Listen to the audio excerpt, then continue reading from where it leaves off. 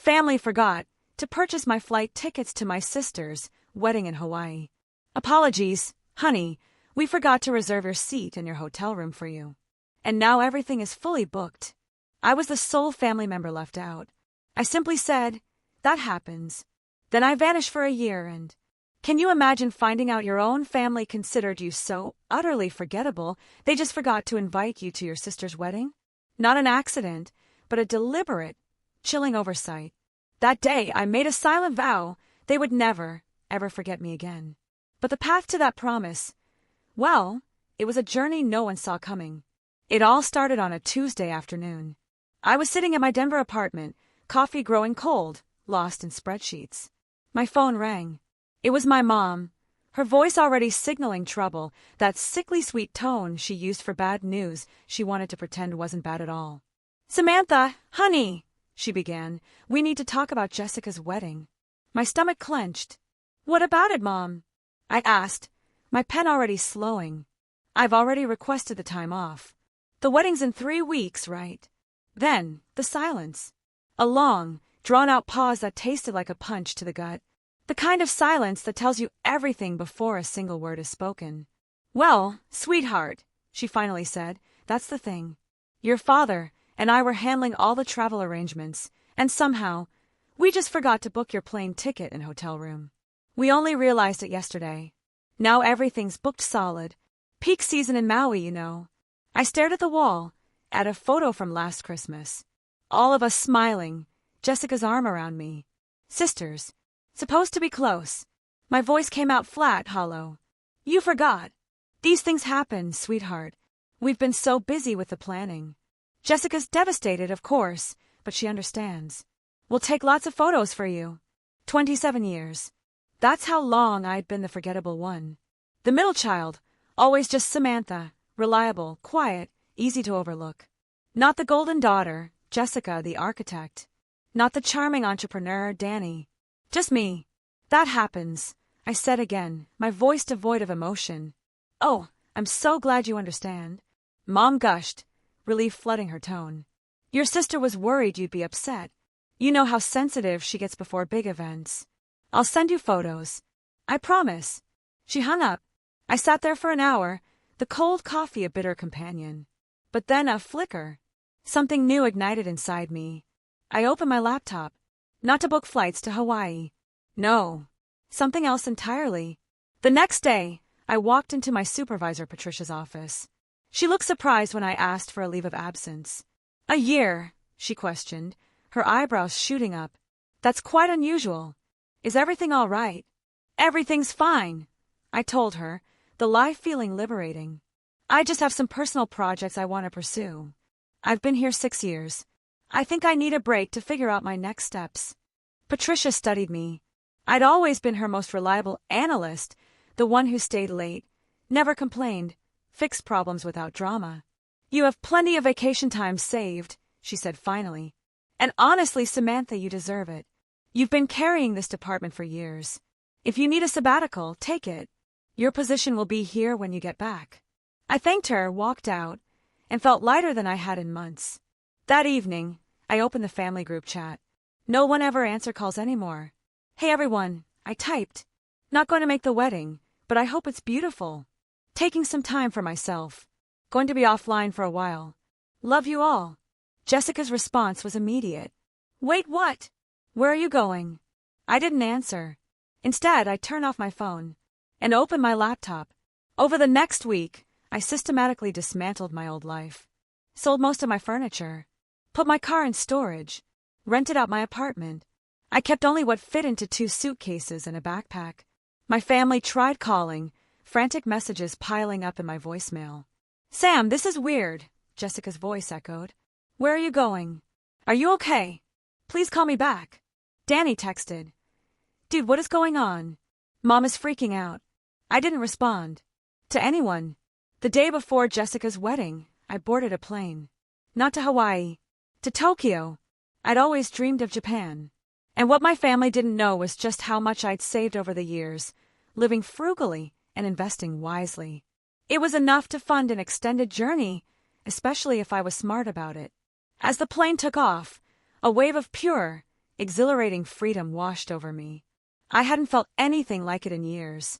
I spent 3 weeks in Japan, exploring temples, practicing my terrible Japanese, and even taking a calligraphy class in Kyoto. Then I learned to make soba noodles from an elderly woman in Osaka. She reminded me of my grandmother, the one who had actually remembered my birthday every year. Grandma had left me a small inheritance, a private trust given to me on my 25th birthday, along with a letter. "Samantha," she'd written, "you have always been the one who thinks before acting, who plans quietly while others make noise. Use this wisely. Make yourself proud." I had invested most of it. Now, I was using it exactly as she'd intended. From Tokyo, I went to Seoul, then Bangkok. No photos, no updates. I was a ghost, just another traveler with a backpack and a journal. In Chiang Mai, I took a 6-week course in digital marketing. My old data analysis skills surprisingly translated. I found a talent for online business strategies. Meanwhile, according to the sparse information I gathered by checking my phone once every 2 weeks at internet cafes, my family was losing their minds. Jessica's wedding looked beautiful from the single time I logged into social media on a borrowed tablet. White sand, sunset ceremony, stunning dress. Everyone looked happy. No one seemed to miss me in the pictures. But my inbox told a different story. 47 emails from Mom, 32 from Jessica, 20-something from Danny. Even my dad, who never used email, had sent 3. Subject lines ranged from "Where are you?" to "Please call us," to "This is not funny anymore," to "We are worried sick." I read none of them. Not yet. In Vietnam, I met Helen, an Australian expat who ran an export business. "The thing about disappearing," she told me over coffee in Hanoi, "is that you find out who you actually are when nobody is watching." She grinned. "I found out I'm much more interesting than my family ever gave me credit for." We became friends. She taught me about international trade, cross-border supply chain management. My pharmaceutical background proved invaluable. We collaborated on a small project, helping ceramic artists reach European markets. It was supposed to be a learning experience. It became something more. By month 4, I had facilitated 3 successful shipments and earned my first independent commission. It wasn't much, but it was mine. Money I earned through my own initiative, not just by showing up dutifully to a job where I was appreciated but never celebrated. Helen looked at my numbers. "You have a gift for this," she whistled. "Ever think about doing it full-time?" "Maybe," I said. I moved through Southeast Asia like a ghost. Cambodia, Laos, back to Thailand. I learned to haggle, to spot quality, to understand cultural business nuances. I took online courses, worked with other digital nomads. Slowly, carefully, I built something. By month 6, I was running my own small consulting operation, connecting artisans and small manufacturers with international distributors. I optimized shipping routes, negotiated better rates. I was good at it. Really good. The money started flowing steadily. More importantly, I was learning and growing in ways I never had back home, where I was always just reliable Samantha, the one who never caused problems or made waves. I kept my phone off, except for those brief, bi-weekly check-ins. The messages from my family had evolved. Anger shifted to concern, then to genuine guilt. "Mom, sweetheart, we know we hurt you. Please just let us know you're alive. Jessica, I'm so sorry about the wedding. I should have checked the arrangements myself. Please, Sam, talk to me. Danny, everyone is really worried. Dad hasn't been sleeping. Just send a sign that you're okay." On month 7, in Bali, I found an email that made me pause. From my father, who'd somehow figured out how to attach a video. Curiosity 1. The video showed Dad in his study, looking older, tired. "Samantha," he said awkwardly into the camera, "I don't know if you'll see this, but I need to say it anyway. What we did was wrong. Your mother and we got so caught up in making Jessica's day perfect that we forgot about you. That's not an excuse. You are our daughter, and we failed you. Please come home, or at least let us know you're safe. I love you." I watched it 3 times. Then I closed my laptop and walked out to the beach. The thing was, I wasn't angry anymore. Somewhere between Tokyo and Bali, between learning calligraphy and negotiating shipping contracts, the rage had burned itself out. What remained was a cold clarity. The understanding that I had been complicit in my own invisibility. I had been so busy being reliable, being easy, being the one who never caused problems, that I had let them forget I was there. But I wasn't ready to go back. Not yet. By month 8, I was in Barcelona. My consulting business was booming. Steady clients. Passable Spanish, decent Thai, serviceable Vietnamese. I had built a life that belonged entirely to me. Then came the message that changed everything. LinkedIn. From Victoria, a senior buyer for Apex Pharmaceutical Distribution, a competitor to my old company. Samantha, it read, I was given your name by a mutual contact. We hear you've been doing impressive work in international supply chain consultation. We're struggling with our Asian suppliers. Would you be interested in discussing a consulting contract? Your background at your previous company suggests you'd be perfect for this project. I stared at it. Apex. Smaller, but aggressive. I wrote back. I would be interested in learning more. Currently based in Europe, but available for video consultations. What timeline are you working with? Her response. How does tomorrow work? 2 p.m. Central Time. The video call happened in a co-working space. Victoria was sharp, steely-haired, no nonsense. Let me be direct, she said. We're bleeding money on our Asian supply chain. I've heard you cut shipping costs by 30% for 3 clients in 6 months. How? I walked her through my methodology, relationship building, understanding local networks, negotiating as a partner, not just a buyer. She listened intently, asking incisive questions. I'll be honest, Samantha, she said when I finished. Most consultants talk a good game. You sound like you actually know what you're doing. I want to offer you a 6-month contract. Remote. Substantial pay. She named a figure that made my heart skip. It was more than I'd made in a year at my old job. I need to think about it.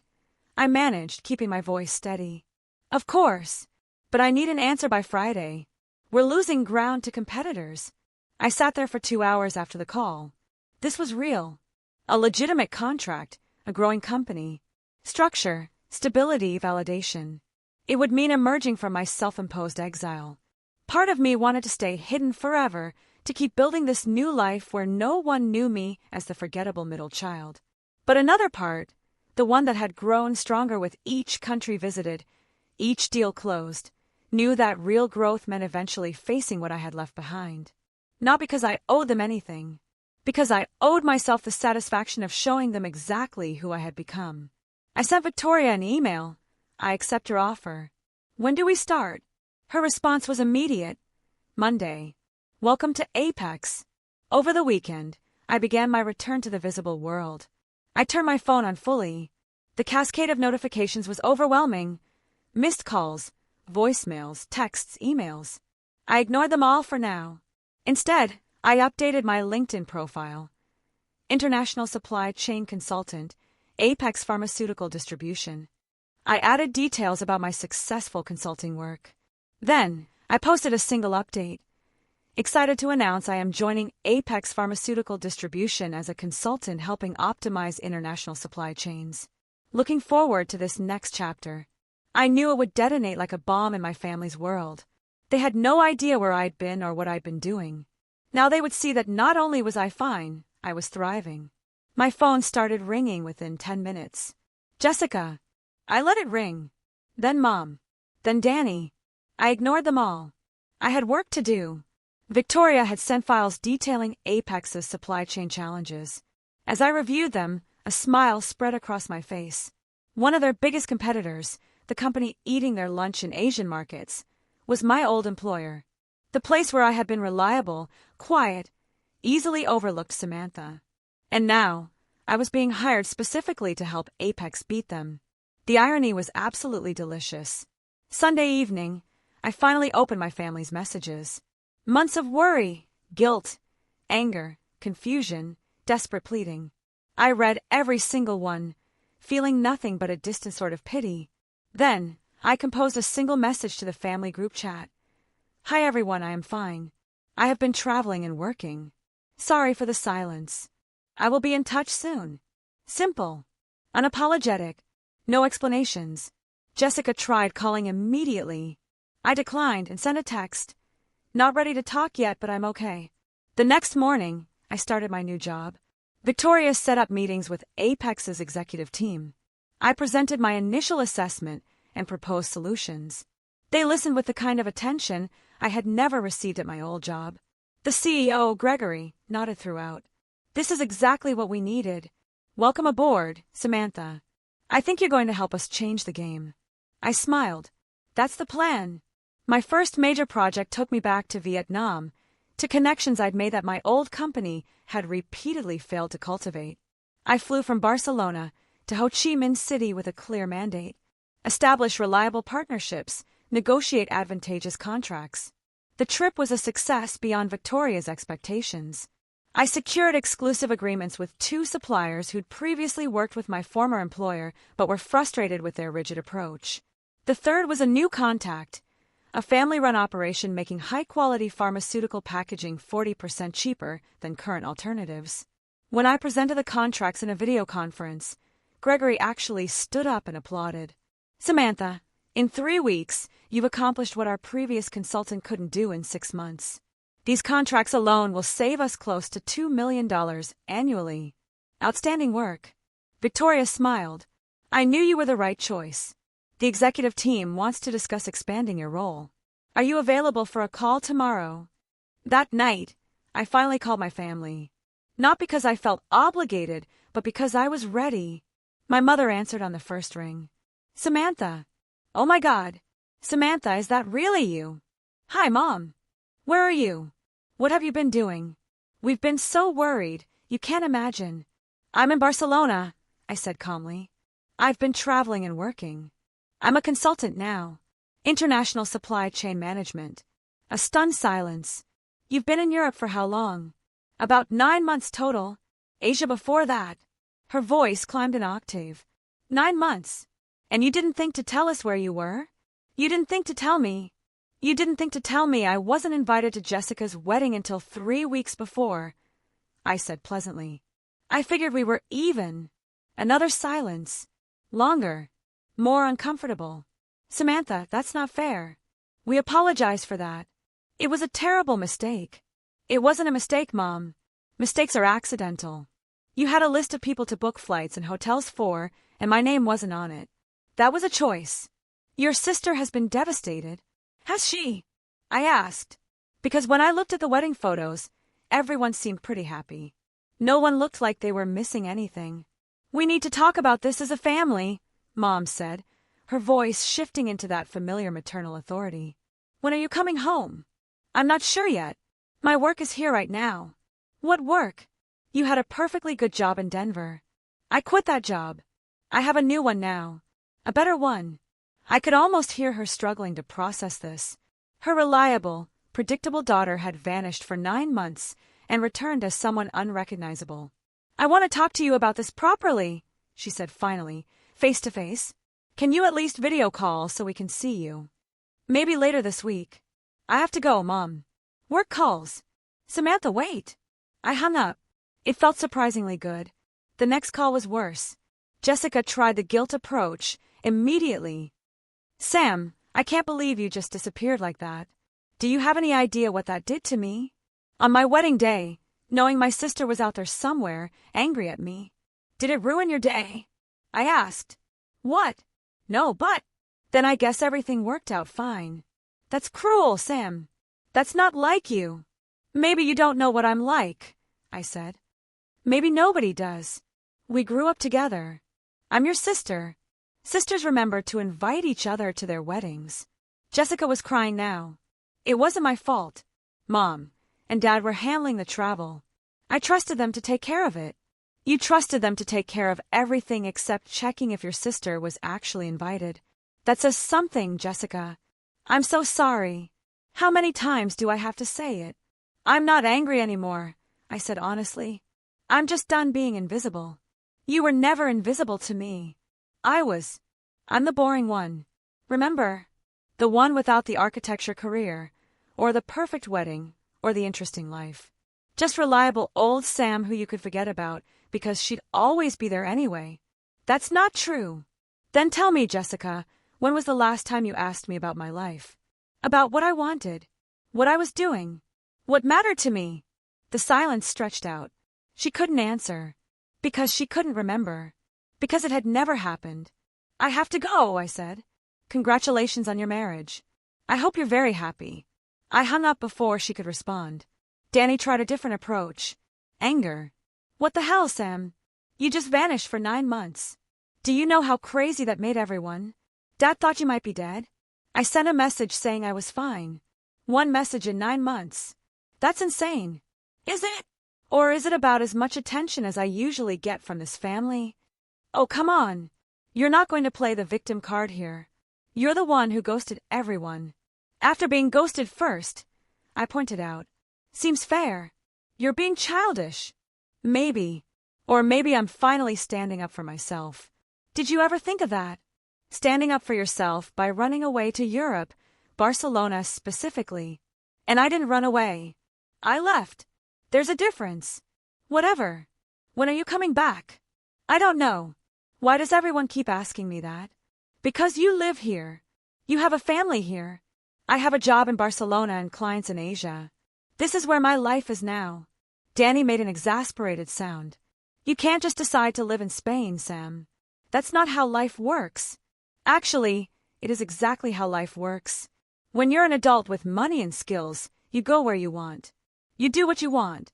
You stop waiting for permission from people who barely notice you exist. That's not fair. Fair? You want to talk about fair? Let me ask you something, Danny. When was my birthday? Silence. You don't know, do you? Of course I know. What day, Danny? More silence. It was 3 months ago. Not one of you remembered. Not Mom, not Dad, not Jessica. And definitely not you. I turned 20 years old in Bangkok, completely alone. And my family didn't even notice. So forgive me if I'm not rushing back to Denver for a reunion. After those calls, I muted the family group chat and focused on my work. Victoria had been serious about expanding my role. Within 2 weeks, I was officially promoted to senior consultant with a significant raise and equity options in Apex. My territory now included Southeast Asia and Eastern Europe. I moved from Barcelona to Prague, a city I immediately fell in love with. My consulting work thrived. Offers started coming in from other companies, but I stayed loyal to Apex. They had taken a chance on me, and Victoria had become a mentor. Meanwhile, my family's messages evolved from guilt-tripping to attempted manipulation. Mom sent emails about Dad's health. Jessica forwarded articles on family forgiveness. Danny tried the buddy approach, slowly normalizing communication. I responded occasionally, brief messages confirming I was alive. Nothing more. Then, 6 weeks into my Prague residency, Victoria called. Samantha, we need to talk about something sensitive. I'm sending you an encrypted file. Look at it and call me back. The file contained internal documents from my former employer.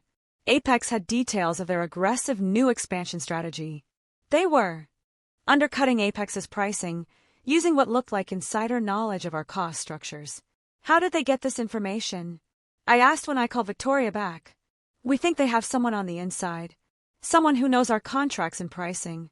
She paused. Samantha, you worked there for 6 years. Did you sign a non-compete? No. I was just an analyst. They didn't consider me important enough. And you've had no contact with anyone there since you left? None. I quit without notice and disappeared. Remember? Victoria was quiet for a moment. The timeline matches. They started getting aggressive right around when you would have been establishing our new supplier relationships in Southeast Asia. My mind raced. You think they're copying my strategy? How would they even know what I was doing? That's what we need to find out. Can you think of anyone there who might have tracked your movements? Anyone who knew about your new position? I thought back to my old office. Most people barely noticed when I left. But one person might have.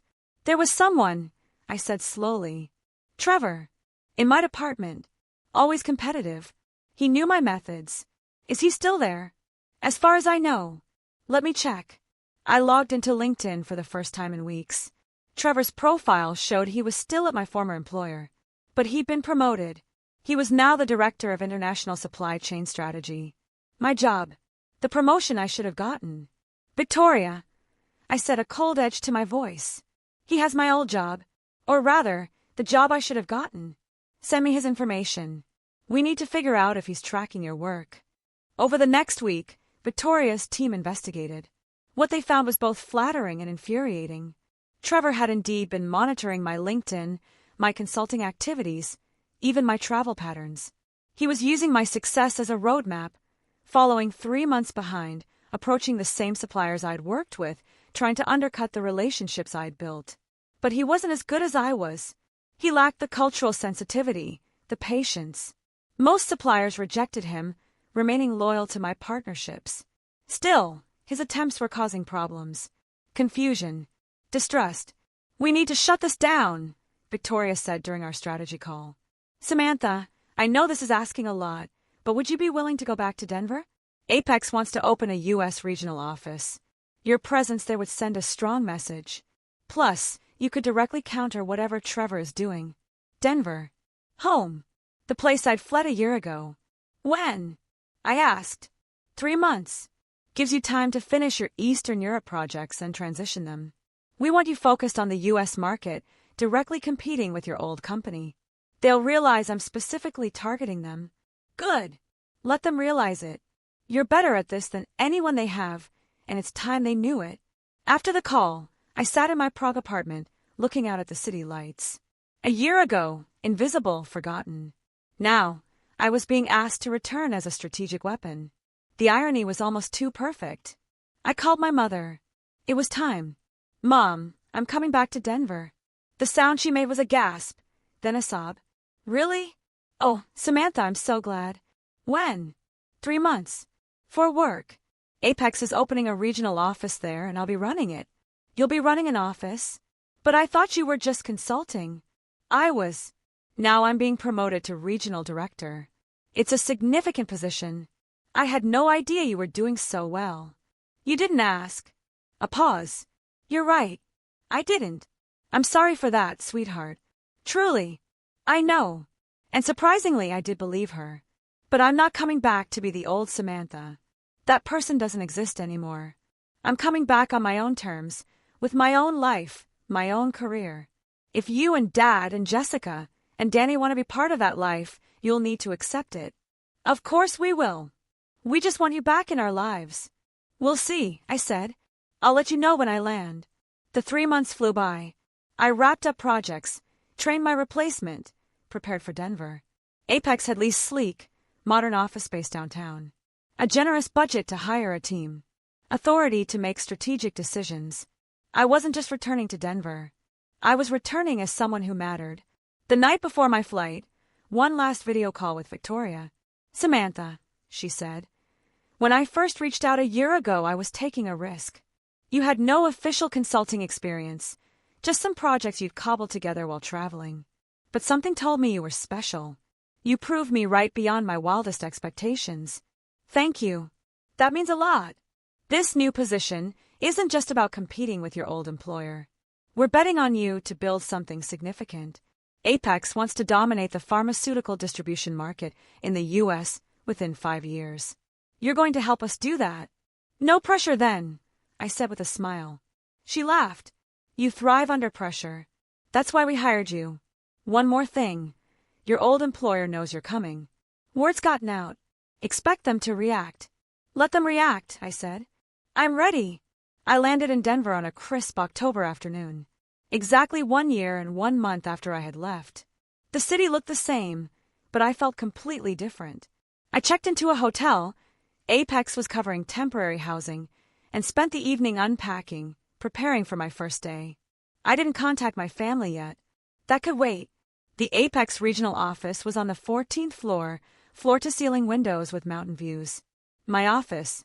My name on the door. Samantha, regional director. I stood in the doorway for a moment, taking it in. A year ago, an analyst in a cubicle, easily forgotten. Now, an office with my name on it, a team to build. My first hire was crucial. I needed someone who understood the local market, but wasn't tied to old players. After 2 weeks of interviews, I found her, Patricia. Not my old supervisor, a different Patricia. Sharp, ambitious, a former operations manager from a medical device company. I'll be honest, she said during her interview. I know who you are. The analyst who disappeared and came back as a consultant, who built a reputation in Asia faster than anyone thought possible, and who is now being positioned to take on her former employer. It's a great story. It's not a story. It's my life. Even better, Patricia grinned. I want to be part of it. When do I start? She started the following Monday. We built the operation. 2 more hires, a logistics coordinator, a business analyst. Small team, but effective. Meanwhile, my family was becoming persistent. They knew I was back. I'd posted on LinkedIn, but I hadn't reached out. Finally, after 2 weeks, I agreed to dinner. Not at home. At a restaurant. Mom, Dad, Jessica, her husband Brandon, and Danny. They looked older. More tired. Or maybe I was just seeing them clearly for the first time. The dinner started awkwardly. Everyone trying too hard to be normal, to pretend the last year hadn't happened. Finally, my father cleared his throat. Samantha, we owe you an apology. A real one. What we did, leaving you out of Jessica's wedding, it was unforgivable. We got caught up, and we forgot the most important thing, you. We didn't forget her. Mom interjected. We did forget her, Dad said firmly. Let's be honest. Samantha has always been the easy child. The one who didn't need attention, who didn't demand the spotlight. And we took advantage of that. We let her slip into the background because it was convenient. Jessica was crying quietly. Danny stared at his plate. I'm sorry, Dad continued. You deserve better from us. If you'll give us a chance, we want to do better. I looked at each of them. My family. The people who had shaped me, forgotten me, and inadvertently pushed me toward becoming someone stronger. I appreciate that, I said carefully. But I need you to understand something. I'm not the same person who left. I don't need your approval anymore. I don't need to be included in family events to feel valued. I have built a life that matters to me, with or without you in it. We understand, Mom said quickly. We just want to be in your life, whatever that looks like. Then you need to accept that my life is here in Denver, but also in Prague and Bangkok and wherever my work takes me. You need to accept that I am successful and independent. You need to stop treating me like reliable, boring Samantha who exists to make everyone else comfortable. We never thought you were boring, Jessica said, her voice thick with tears. I looked at her. My sister, who I had once idolized. Yes, you did. You all did. But that's okay. It taught me something important. What? Danny asked. That being forgotten can be the greatest gift. It forced me to find out who I was without you. And I like who I found. The dinner ended with tentative plans to stay in touch. I promised to come to Sunday dinners occasionally. They promised to actually remember my birthday next year. Small steps. But I wasn't holding my breath. The real test came 2 weeks later. Trevor reached out on LinkedIn. Heard you were back in town. We should grab coffee. Would love to hear about your travels. I stared at it. He had been following my work, copying my strategies, trying to benefit from my success. Yet, when we worked together, I was invisible to him. I replied, Sure, how about Tuesday at 10 o'clock? He suggested a coffee shop near my old office. I countered with one near my new office. He agreed. It was time to remind everyone exactly who had taught them their best moves. Trevor looked exactly as I remembered. Confident, polished, the kind of person always noticed while I faded. He stood when I entered the coffee shop, flashing that charming smile that probably secured his promotion. Samantha, you look great. Europe clearly agreed with you. It did, I said, shaking his hand briefly, taking my seat. We ordered coffee, made small talk. He was circling, trying to figure out his approach. Finally, he leaned forward. I have to say, I've been following your work. Very impressive. That Vietnam deal everyone's talking about. Brilliant. Thank you. You're always good at the detail work. I remember when we worked together on that Thailand project. You had such a methodical approach. I smiled slightly. I remember that project. You presented my analysis to the executives and took credit for it. He had the grace to look uncomfortable. That was just how things worked back then. Team effort, you know. Of course. I sipped my coffee.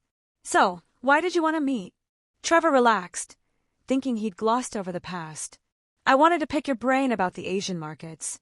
We're expanding there. Honestly, we could use some insights from someone who's been on the ground. You want me to help my competitor? We don't have to be competitors. There's room for multiple players. Maybe we could even collaborate on some projects. I set down my coffee cup. Trevor, you've been following my LinkedIn profile for a year. You've been approaching the same suppliers I cultivated, using the same strategies I developed, trying to replicate my success. And now you want to collaborate. His face went through several expressions before settling on defensive. I don't know what you're talking about. Yes, you do. The question is why? You got the promotion I should have had. You're in the position I worked toward for 6 years. Why are you so interested in what I'm doing? He was quiet. Then, I saw it, a flicker of something in his eyes. Not guilt. Envy. Because you're good at this, he said finally. Better than me, maybe. You always were. You see things others miss. You build relationships that last. And now you're with Apex. And they're beating us in every market you touch. And whose fault is that? I didn't force you to leave. No, I said. You just made sure I stayed invisible long enough that leaving was the only option. Trevor leaned back. What do you want me to say, Samantha? That I'm sorry. That I wish things had been different. I don't want you to say anything. I wanted you to know that I know exactly what you've been doing, and it hasn't worked. The suppliers you approached, they told me about your offers. They laughed about how poorly you understood their business cultures, how you tried to strong-arm deals instead of building partnerships. His jaw tightened. We're doing fine. You're hemorrhaging market share to Apex. In 6 months, we've captured 15% of the pharmaceutical distribution market in Southeast Asia. Your company has dropped by 12% in the same period. Those numbers are public, Trevor. Anyone can see them. So, you came back here to gloat? No. I came back here to finish what I started. I stood up.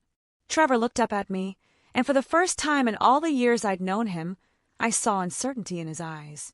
Enjoy your coffee, I said. And Trevor, stop following my LinkedIn profile. It's a little pathetic. I walked out without looking back. That evening, a video call with Victoria. She was smiling. I heard about your meeting with Trevor. How did you? The industry's smaller than you think, I said. And people talk, especially when someone shuts down the competition's golden boy in public. Well done. I just told him the truth, which is exactly what he needed to hear. Samantha, I have news. The executive team has reviewed the quarterly projections. Your impact on our growth cannot be overstated. We want to expand your role again. Already! You've exceeded every target we set. Gregory wants to make you Vice President of International Operations. You'd oversee all our global supply chain initiatives, not just the U.S. region. I sat down slowly. Vice President. A title that would have taken me decades at my old company, if ever. I'd been back in Denver for less than 2 months. That's substantial, Victoria said. You've earned it. The board meeting is next week. They want you to present your strategy for the next 2 years. Show them what you showed us in Vietnam and Prague. Convince them you can scale that success globally. After the call, I looked out at the Denver skyline. A year ago, I left feeling worthless. Now a vice presidency.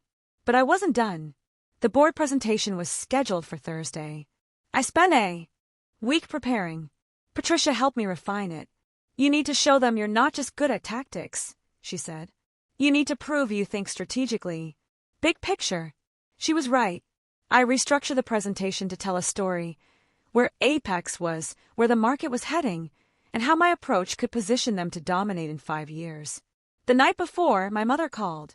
Sweetheart, I wanted to tell you how proud I am. Jessica mentioned she saw something on LinkedIn about a promotion. Potentially. I have a board presentation tomorrow. That's wonderful. What will you be presenting? I found myself actually explaining it to her, walking through my strategy, my vision. She listened, asking questions that showed genuine interest. Samantha, I had no idea you were doing work at this level. This is remarkable. It's what I've been building toward. I know I've said this, but I really am sorry we didn't see it. We didn't see you. You were always there, always reliable, and we took that for granted. You did. Can I come to Denver next month? Just me, not the whole family. I'd like to take you to dinner and actually talk. Really talk. About your life. Your work. Everything we missed. I considered it. Maybe. Let me get through this presentation first. Of course. Good luck tomorrow, honey. Not that you need it. I have a feeling you're going to impress everyone.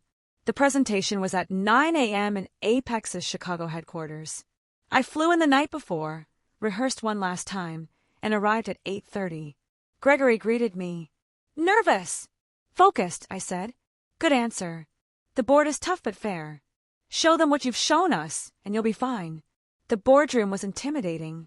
Long table, leather chairs, 7 board members, plus Gregory and Victoria. Curious. Skeptical. I was young. Less than a year at the company. I understood their doubts. I began with the Vietnam case study, then Eastern Europe. This is impressive work, one board member said, but it's one thing to succeed in specific projects. Can you scale this approach globally? I advanced my next slide, a global map, target markets, projected growth. Yes, I said simply. Here's how. I spent 30 minutes detailing my strategy, identifying underserved markets, building local partnerships instead of imposing mandates, respecting cultural differences, creating a network that understood both local contexts and global logistics. The key, I explained, is recognizing that international supply chain management isn't about controlling everything centrally. It's about building trust in each region and connecting those relationships into a coherent network. My competitors, including my former employer, keep failing because they try to force a one-size-fits-all approach. We will succeed because we adapt. Another board member leaned forward. You keep referring to your former employer. Are you proposing we specifically target them? I am proposing we operate so effectively that they become irrelevant, I replied. If that involves directly competing for their market share, then yes. That is aggressive. That is business. Gregory was smiling. Victoria looked satisfied. The board members exchanged glances. I saw the shift. I had won them over. The board chair, Diane, an elegant woman in her 60s, spoke. Miss Samantha, you left your previous employer a year ago. You spent that year traveling, building skills, establishing relationships. Can you tell us why you chose Apex when you could have gone anywhere? I thought about it. Victoria took a chance on me when I was unproven. She saw potential when others would have seen a resume gap and questionable decisions. Apex gave me room to succeed or fail on my own merits. That is rare. That is valuable. And that is worth building something exceptional for. Diane nodded slowly. One more question. What do you want to achieve here? Where do you see yourself in 5 years? I want to make Apex the dominant player in international pharmaceutical distribution. I want to build something that lasts, that matters. And in 5 years, I want to look back and know that I turned potential into reality. Thank you. We will deliberate and let you know our decision. I left the boardroom and waited in Gregory's office. Victoria joined me. That was one of the best presentations I have ever seen. You have nothing to worry about. 20 minutes later, Gregory returned, grinning. Congratulations, Madam Vice President. You start immediately. The promotion was announced company-wide that afternoon. My LinkedIn profile updated automatically. Within hours, messages poured in. Congratulations from colleagues, connection requests from competitors, and one particularly interesting message from my old company's CEO. Samantha, congratulations on your new role. I wish we had recognized your talents when you were with us. If you are ever interested in discussing opportunities, my door is open. I didn't respond. There was nothing to say. They had their chance. Over the next 3 months, I built my team, implemented my strategy. Patricia transferred to Chicago to be my director of operations. We hired regional managers for Asia, Europe, Latin America. I traveled constantly, building the network I'd envisioned. Slowly, methodically, we dismantled my former employer's competitive advantages. Every supplier they had taken for granted, we courted. Every market they had ignored, we entered. Every relationship they had damaged through arrogance, we repaired. It wasn't about revenge anymore. It was about doing the work better than anyone else. The results spoke for themselves. Within 6 months of my VP promotion, Apex captured 28% of the international pharmaceutical distribution market. My former employer dropped to 18%. Their stock price declined. Their board fired their CEO. And Trevor lost his job. I learned about it through LinkedIn, where his profile quietly changed to seeking new opportunities. Part of me felt satisfied. A larger part felt nothing at all. He was no longer relevant to my story. My family slowly worked their way back into my life. Sunday dinners became regular, though I maintained clear boundaries. I shared details about my work when I wanted to, deflected when I didn't. They were learning to see me as I actually was. Jessica and I had coffee one afternoon, just the two of us. "I've been thinking a lot about what you said," she began, "about how I never asked about your life. You were right. I was so focused on my career, my wedding, my life, that I never considered yours. I know. I want to do better. Can you tell me about your work? Really tell me. Not just the LinkedIn version." So I did. I told her about Vietnam, about negotiating in different cultures, about building something from nothing. She listened, really listened, asking genuine questions. "You know what's funny?" she said. "I always thought I was the successful sister, the one with the impressive career and perfect life. But you've built something I never could. You took a massive risk, reinvented yourself, and came back stronger. I'm actually jealous." "Don't be," I said. "You have your path. I have mine. They don't have to compete. When did you get so wise?" I smiled. "Somewhere between Bangkok and Barcelona. A year and a half after I disappeared, I stood in Apex's Chicago headquarters, looking at quarterly projections. We just closed the biggest deal in company history. Gregory called me into his office. "Samantha, the board wants to offer you a seat. You'd be the youngest board member in Apex's history." I accepted. That evening, I took myself to dinner. No family, no colleagues, just me. I ordered wine, a perfect steak, dessert. I sat there, savoring every bite, thinking about the journey that brought me here. 2 years ago, invisible, forgotten, left behind. Today, a board member of a major pharmaceutical distribution company, overseeing international operations across 4 continents, earning more money than I'd ever imagined. But more than that, I had become someone I respected. Someone who didn't wait for permission or validation. Someone who built her own path when the old one disappeared. My phone buzzed. A message from my mother. "Saw the news about the board appointment. So proud of you, sweetheart. Sunday dinner to celebrate." I smiled and typed back. "Maybe. I have a flight to Singapore on Monday. Let me check my schedule." Because that was my life now. International flights, board meetings, strategic decisions that affected thousands of people, and a family that had finally learned I was worth remembering. In the months that followed, the consequences for those who had overlooked me became painfully clear. Trevor never recovered his career momentum, taking a junior position at a much smaller firm, always wondering what could have been. My former employer continued to hemorrhage market share, eventually acquired by a competitor at a fraction of their former valuation. The executive team that had passed me over found themselves explaining to shareholders how they had lost the industry's most valuable strategist. Jessica's perfect life revealed cracks. Her marriage struggled, and she often called me for advice, finally seeing me as someone worth consulting.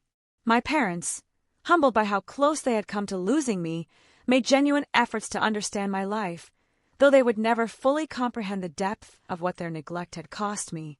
As I sit in my Chicago office now, watching planes take off toward destinations I'll visit next week, I realize the greatest revenge wasn't their downfall. It was my rise. They forgot me, and in that forgetting, they freed me to become extraordinary. So I'm curious, if you found yourself in a similar situation, that gut-wrenching moment of being forgotten or overlooked by the people closest to you, what would you have done? Would you have stayed and fought, or found your own way to disappear and reinvent yourself?